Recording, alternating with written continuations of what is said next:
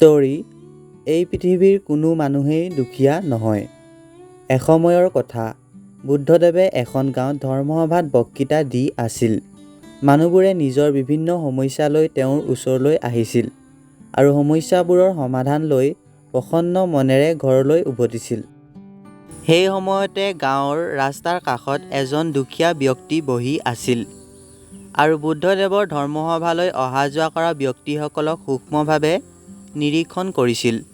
তেওঁ দেখি আচৰিত হৈছিল যে মানুহবোৰ ধৰ্মসভালৈ বহুত দুখ মনেৰে যায়, কিন্তু যেতিয়া ঘূৰি আহে তেওঁলোকক বহুত সুখী আৰু প্ৰফুল্লিত দেখা যায়। সেই দুখীয়া মানুহজনে ভাবিলে যে তেওঁ দেখোন নিজৰ সমস্যাৰ সমাধান বুদ্ধদেৱৰ দৰে ভগৱানৰ ওচৰত বিচাৰিব পাৰে।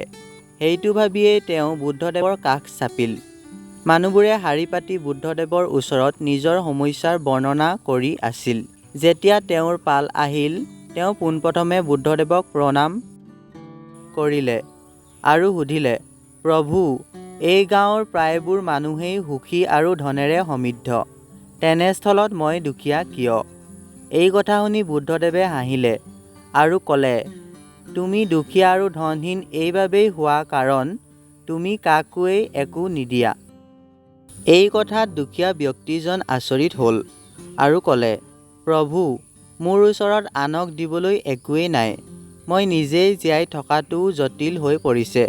মানুহক খুজি মাগি নিজৰ পেটটো বচাই আছোঁ। ভগৱান বুদ্ধ অলপ সময় নীৰৱ হ'ল। পুনৰ ক'লে, তুমি বহুত অজ্ঞানী। আনক দিবলৈ ভগৱানে তোমাক বহুত দ্ৰব্য দিছে, তোমাক হাঁহি প্ৰদান কৰিছে, যাৰ দ্বাৰা তুমি আনৰ মনত আশাৰ সঞ্চাৰ ঘটাব পাৰা। তোমাক এখন মুখ দিছে, যাৰ সহায়ত মিঠা শব্দৰে আনক প্ৰশংসা কৰিব পাৰা। দুখন হাত দিছে, যাৰ সহায়ত আনক সহায় কৰিব পাৰা। ভগৱানে দিয়া এই তিনিপদ বস্তু থকা কোনো মানুহ দুখীয়া বা ধনহীন হ'ব নোৱাৰে। ধনী দুখীয়াৰ বিচাৰ মানুহৰ মনৰ এটা ভ্ৰমহে মাত্ৰ, যিটোৰ অৱস্থিতি আমাৰ মনৰ বাহিৰত হোৱা উচিত। কেতিয়াও মনত নিজকে ধনহীন ভাৱ আহিবলৈ নিদিবা। দৰিদ্ৰতা নিজেই আঁতৰি যাব। বুদ্ধৰ এই উপদেশত মানুহজন চমকি উঠিল আৰু এই উপদেশক জীৱনৰ আদৰ্শ হিচাপে গ্ৰহণ কৰিলে। নিজকে দুখীয়া বা ধনহীন বুলি তেওঁ আৰু কাহানিও দুখী নহ'ল।